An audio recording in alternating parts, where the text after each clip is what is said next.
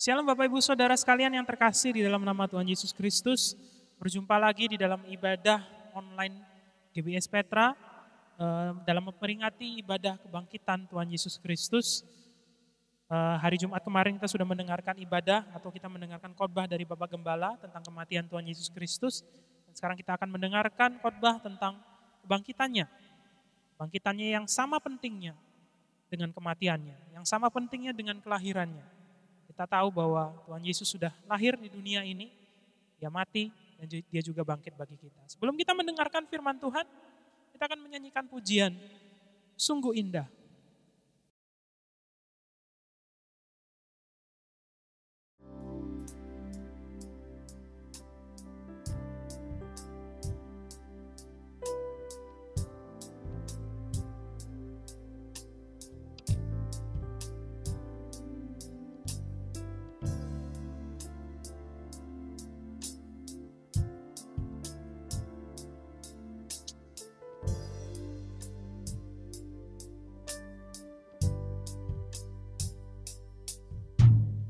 Kemanakah aku dapat pergi, menjauhi rohmu yang suci, kau sahabat,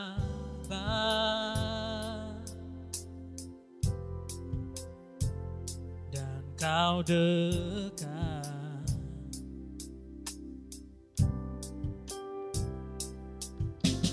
Bahkan seluruh pengabdianku tak bisa membalas kesetiaanmu, sungguh mulia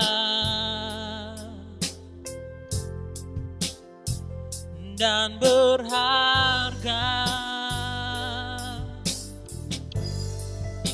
sungguh besar pengorbananmu bagiku, terlalu dalam untuk dimengerti, sungguh besar, sungguh indah yang kau pikirkan tentangku, tak terselami bagiku, sungguh indah, sungguh besar pengorbananmu bagiku, terlalu dalam untuk dimengerti,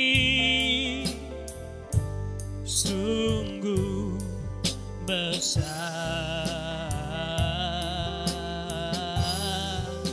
sungguh indah yang kau pikirkan tentangku, tak terselami bagiku,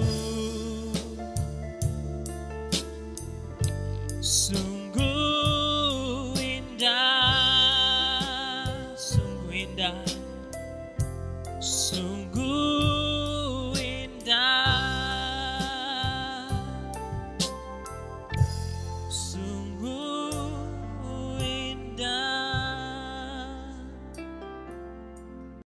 Allah Bapa kami yang di surga, kami mengucap syukur dan kami berterima kasih. Tuhan Yesus yang begitu baik di dalam kehidupan kami, menyertai kami senantiasa, berkati kami, melindungi kami, membimbing kami di dalam keseharian kami, aktivitas kami Bapa. Sudah merayakan kematian Tuhan Yesus, kami sekarang merayakan kebangkitannya di hari yang ketiga Bapa. Kami percaya bahwa Tuhan Yesus itu sudah lahir, dia mati bagi kami, dia bangkit dari antara orang mati, dia naik ke surga untuk menyediakan tempat bagi kami. Biarlah apa yang akan kami dengarkan ini Bapa, firman Tuhan yang akan kami dengarkan. Biarlah kami duduk diam, kami mengerti firman Tuhan, kami mendengarkan dengan baik, sehingga firman-Mu itu tumbuh dan berbuah di dalam kehidupan kami. Terima kasih Bapak, terima kasih. Seluruh doa ini kami naikkan hanya di dalam nama Tuhan Yesus Kristus. Kami berdoa dan mengucap syukur. Amin.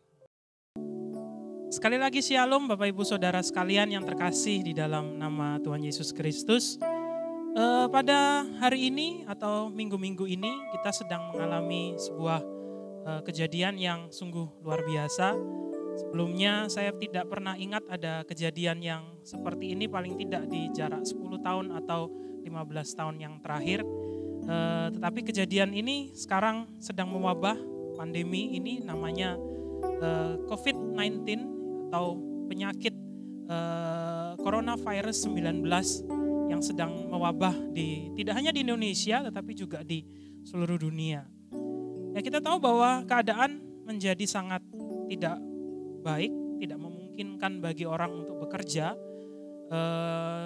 Pemerintah memberikan slogan work from home seperti itu, dan kita juga sebagai orang Kristen kita menaatinya. Tapi ini menimbulkan banyak masalah. Ini menimbulkan banyak pencobaan bagi orang-orang. Tidak hanya orang di dalam Tuhan, tetapi juga orang-orang di luar Tuhan. Ekonomi memburuk, sulitnya untuk kita bekerja mendapatkan uang. Sedangkan kita setiap hari kita harus makan. Setiap hari kita harus bertahan hidup. Nah, hal inilah yang kemudian membuat banyak orang mulai mereka merasakan bahwa mungkin mereka akan mulai bertanya, Tuhan di manakah Engkau? Tuhan di manakah kuasa Tuhan di dalam hidup saya? Saya mengalami kesusahan, saya mengalami kesulitan. Apakah Tuhan bisa menolong? Pada firman Tuhan pada pagi hari ini, kita akan melihat bagaimana sebuah pengharapan itu tetap nyata di dalam Tuhan. Kita akan melihat bagaimana sebuah kejadian kira-kira 2000 tahun yang lalu yang terjadi, itu pun masih relevan kalau kita melihat di dalam keadaan yang sekarang ini. Kejadian itu terjadi bagi orang Kristen zaman itu. Kejadian yang sama, mungkin tidak sama persis, tapi kesulitan yang sama mungkin kita hadapi. Dan kita akan melihat bagaimana firman Tuhan membuat atau firman Tuhan mengatakan bagaimana orang Kristen harus menghadapinya. Firman Tuhan pada pagi hari ini bertemakan pengharapan di tengah pencobaan. Saya mengambil ayatnya di dalam 1 Petrus pasal yang pertama, ayat 3 sampai ayat yang ke-9. Kita akan membaca bersama-sama, saya akan membacakannya. Ibu saudara sekalian silahkan membaca dari layar. Nanti akan ada ayatnya di layar ataupun bisa membaca di Alkitab masing-masing. Saya akan mulai dalam ayat yang ketiga sampai ayat yang ke-9, demikian firman Tuhan.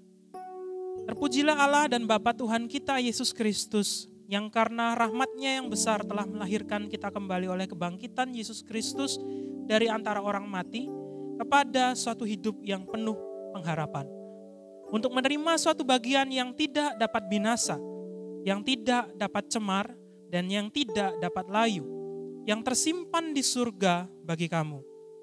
Yaitu kamu yang dipelihara dalam kekuatan Allah karena imanmu, sementara kamu menantikan keselamatan yang telah tersedia untuk dinyatakan pada zaman akhir. Bergembiralah akan hal itu, sekalipun sekarang ini kamu seketika harus berduka cita oleh berbagai-bagai pencobaan. Maksud semuanya itu ialah untuk membuktikan kemurnian imanmu yang jauh lebih tinggi nilainya daripada emas yang fana, yang diuji kemurniannya dengan api, sehingga kamu memperoleh puji-pujian dan kemuliaan dan kehormatan pada hari Yesus Kristus menyatakan dirinya. Sekalipun kamu belum pernah melihat Dia, namun kamu mengasihinya, kamu percaya kepada Dia, sekalipun kamu sekarang tidak melihatnya. Kamu bergembira karena sukacita yang mulia dan yang tidak terkatakan, karena kamu telah mencapai tujuan imanmu, yaitu keselamatan jiwamu. Di dalam surat 1 Petrus ini, kalau kita melihat, kita sudah membacanya tadi, dan kita tahu bahwa surat 1 Petrus ini ditulis oleh dan bukan oleh Simon Petrus, salah seorang murid dari Tuhan Yesus Kristus yang di semasa hidupnya dia mengalami berbagai pencobaan. Ya, di dalam semasa hidupnya dia pernah mengalami ketika dia melihat Tuhan Yesus berjalan di atas air, dia pun ingin ikut dan di 2-3 langkah pertamanya dia berhasil. Tapi ketika dia melihat ombak yang tinggi, dia mulai takut dan kemudian tenggelamlah ia.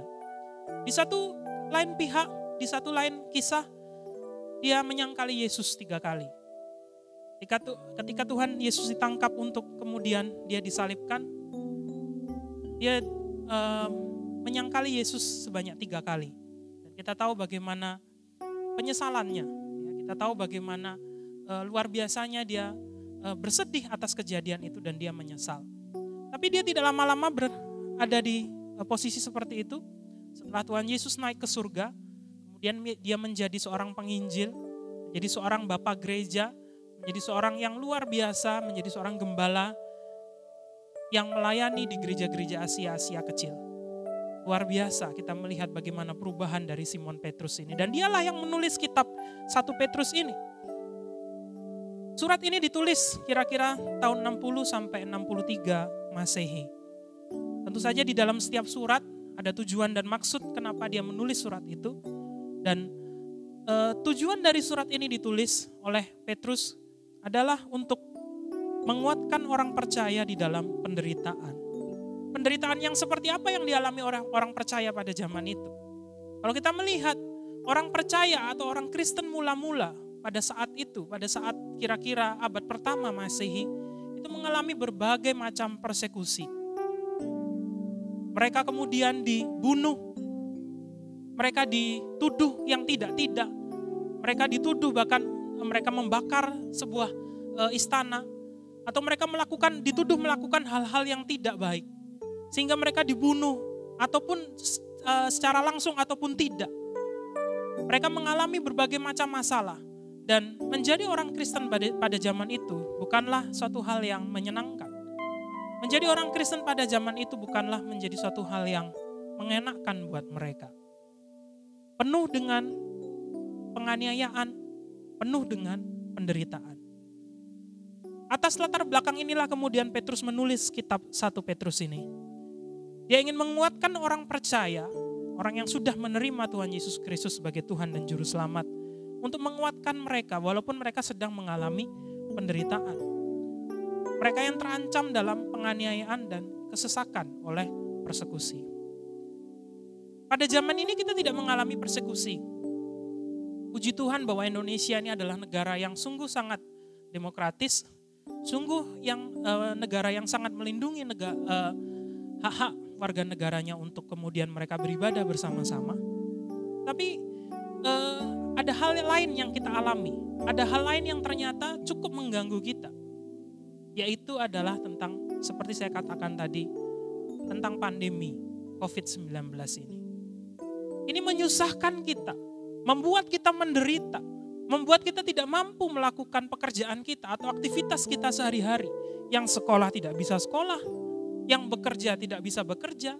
Padahal dari mana kita mendapatkan uang kalau kita tidak bekerja? Bagaimana kita bisa makan kalau kita tidak punya uang? Dan ini membingungkan banyak orang, membuat orang lain menjadi menderita. Tidak hanya di Indonesia tetapi di seluruh negara. Kalau saya melihat datanya per hari ini, kira-kira 1.600.000 orang sudah, atau 1.600.000 kasus itu sudah dicatat oleh WHO. Dan kita tidak tahu sampai berapa lama atau sampai berapa banyak korban akan terjangkit. Dan ini adalah hal yang menyulitkan. Tetapi melalui surat 1 Petrus ini yang tadi kita sudah baca, kita melihat bagaimana respon orang percaya, atau harus bagaimana respon orang percaya dalam menghadapi hal ini. Saya akan membaginya di dalam 3 kategori, atau saya akan membaginya di dalam 3 poin. Poin yang pertama, kita akan melihat di dalam ayat yang ketiga. Poin yang pertama adalah kebangkitan Kristus itu menghasilkan pengharapan. Saya baca dengan tercepat, terpujilah Allah dan Bapa Tuhan kita Yesus Kristus yang karena rahmat-Nya yang besar telah melahirkan kita kembali oleh kebangkitan Yesus Kristus dari antara orang mati kepada suatu hidup yang penuh pengharapan. Beberapa hari yang lalu Bapak Gembala berkhotbah tentang kematian Tuhan Yesus di dalam ibadah Paskah. Hari ini kita memperingati kebangkitan dari Tuhan Yesus Kristus. Apa relevansinya dari dua hal itu? Di dalam ayat ini dikatakan bahwa rahmat-Nya yang besar telah melahirkan kita kembali. Oleh apa? Oleh kebangkitan Yesus Kristus dari antara orang mati. Kita tahu tidak akan terjadi kebangkitan tanpa kematian. Dan tidak ada kematian tanpa kelahiran. Makanya bagi orang percaya, orang bisa menerima Tuhan Yesus dengan sungguh-sungguh. Orang bisa menerima rahmat-Nya yang besar. Kita bisa dilahirkan kembali dalam hidup yang baru. Itu hanya jika orang menerima Yesus, menerima kelahirannya, menerima kematiannya, dan menerima kebangkitan dari Tuhan Yesus tersebut. Dan karena kita menerima Tuhan Yesus sebagai Tuhan dan Juru Selamat kita, maka disitulah dikatakan apa? Kita dibawa kepada suatu hidup yang penuh dengan pengharapan. Dan inilah yang menjadi senjata kita. Senjata orang Kristen untuk bertahan di dalam situasi seperti ini. Mungkin ada orang lain yang berpikir, saya sudah tidak bisa melakukan apa-apa lagi. Apa sih yang bisa saya lakukan dalam kondisi seperti ini? Kita di rumah saja, kita diam, kita tidak berbuat apa-apa. Yang bekerja mungkin ada yang bisa bekerja dari rumah, tapi ada juga yang tidak dan kemudian terpaksa harus dirumahkan. Yang tersisa buat kita itu apa? Yaitu pengharapan kita di dalam Kristus. Kita bisa memperoleh pengharapan tersebut bila kita mempercayai, bila kita menerima Yesus di dalam kelahirannya, di dalam kematiannya, dan juga di dalam kebangkitannya. Yang kedua, poin yang kedua apa? Kalau kita melihat di dalam ayat yang keempat sampai ayat yang kelima, saya bacakan dengan cepat. Untuk menerima suatu bagian yang tidak dapat binasa, yang tidak dapat cemar dan yang tidak dapat layu, yang tersimpan di surga bagi kamu, yaitu kamu yang dipelihara dalam kekuatan Allah, karena imanmu sementara kamu menantikan keselamatan yang telah tersedia untuk dinyatakan pada zaman akhir. Yang kedua, poin yang kedua adalah pengharapan itu berlaku bagi orang percaya. Baik sekarang ataupun yang akan datang. Seringkali ketika kita mendengarkan firman Tuhan, kita duduk diam untuk kita masuk di dalam hadirat Tuhan. Kita hanya berpikir bahwa oh ya, saya melakukan ini karena saya ingin masuk surga. Saya melakukan ini hanya karena saya ingin bertemu dengan Tuhan secara pribadi. Tetapi kita melihat bahwa pengharapan kita bersama dengan Tuhan itu tidak hanya sekedar menjamin hidup kita pada saat nanti kita bertemu dengan Tuhan setelah kita dipanggil Tuhan, ataupun nanti kita setelah hidup yang bersama dengan Tuhan di dalam kehidupan yang kekal. Tetapi pengharapan yang sama pun diberikan Tuhan selama kita masih menunggu keselamatan itu atau kedatangan Tuhan Yesus kali yang kedua. Mungkin sekarang kita tidak bisa melihat, loh pengharapan yang seperti apa yang dijanjikan. Inilah janji Tuhan. Kita tidak tahu kapan, ataupun kita tidak tahu bagaimana cara Tuhan menyatakan janjinya di dalam hidup kita. Yang bisa kita lakukan adalah kita berharap.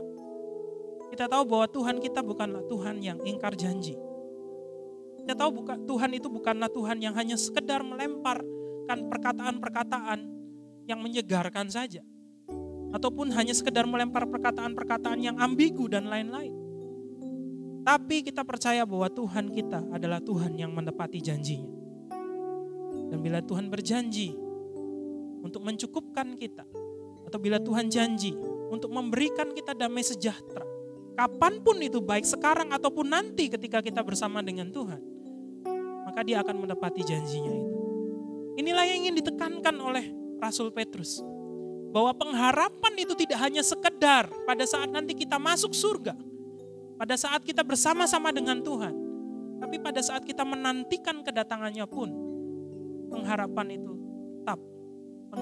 itu tetaplah menjamin kehidupan kita. Maka dari itu, janganlah kita berhenti berharap pada Tuhan. Janganlah kita berhenti kemudian kita mengatakan, sudah pada saat seperti ini kita tidak usah Tuhan-Tuhanan lagi.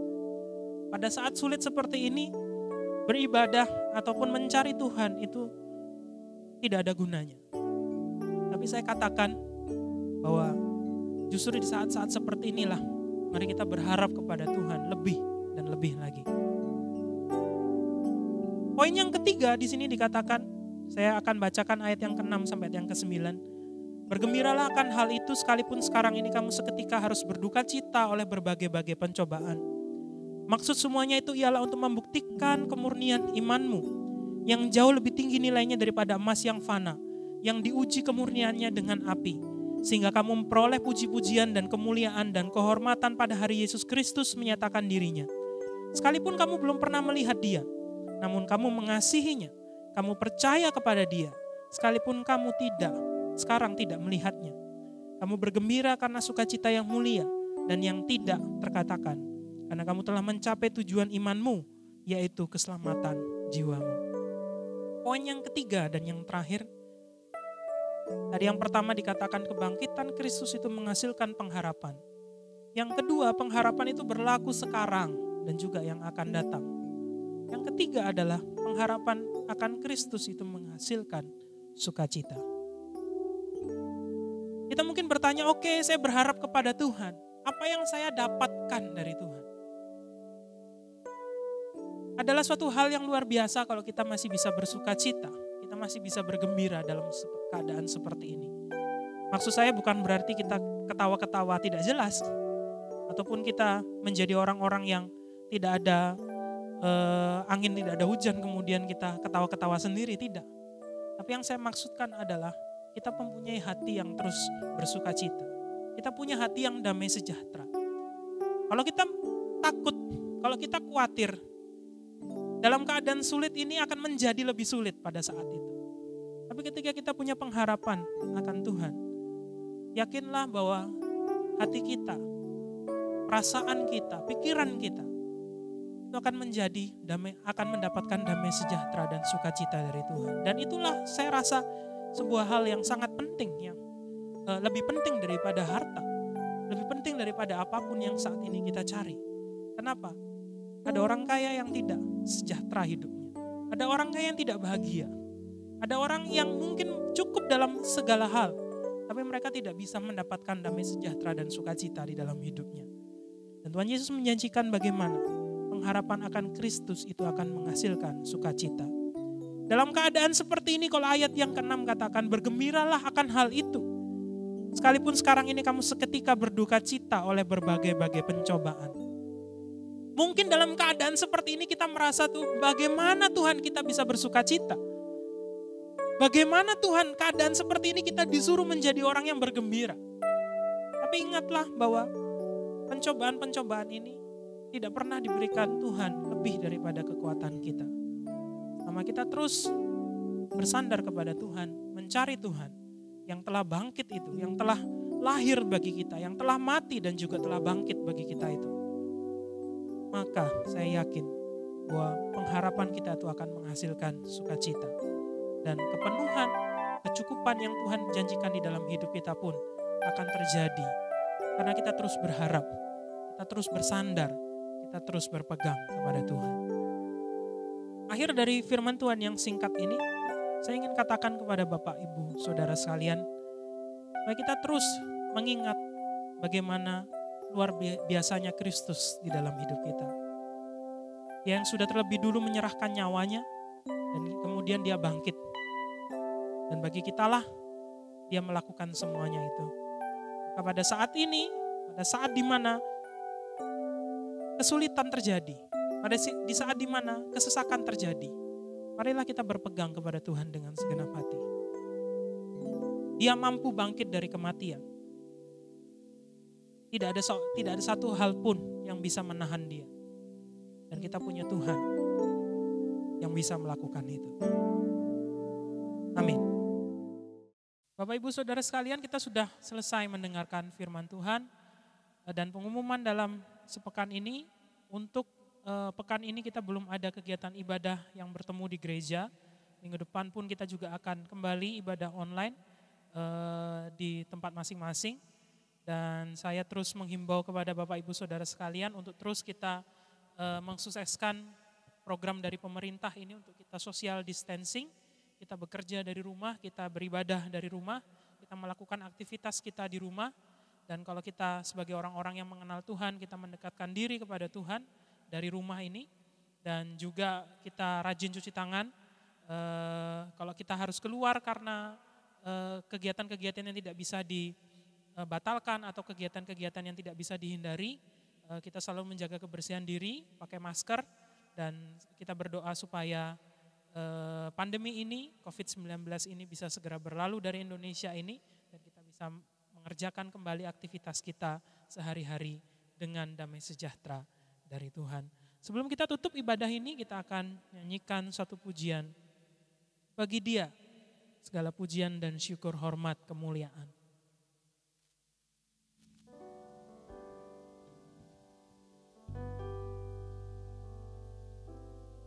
Bagi Dia segala pujian, hormat serta syukur, kekal selamanya.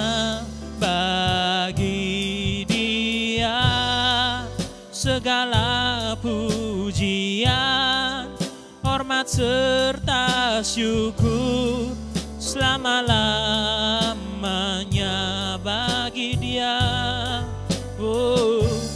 bagi Yesus segala pujian, hormat serta syukur, kekal selamanya. Bagi Yesus segala pujian, hormat serta syukur, selama-lamanya, selama-lamanya, selama-lamanya, selama-lamanya, selama-lamanya.